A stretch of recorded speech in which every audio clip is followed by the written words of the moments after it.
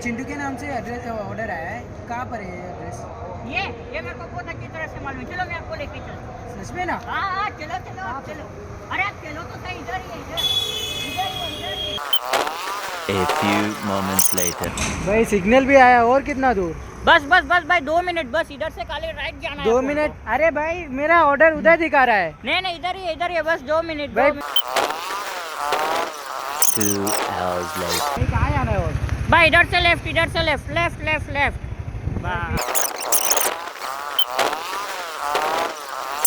One eternity later.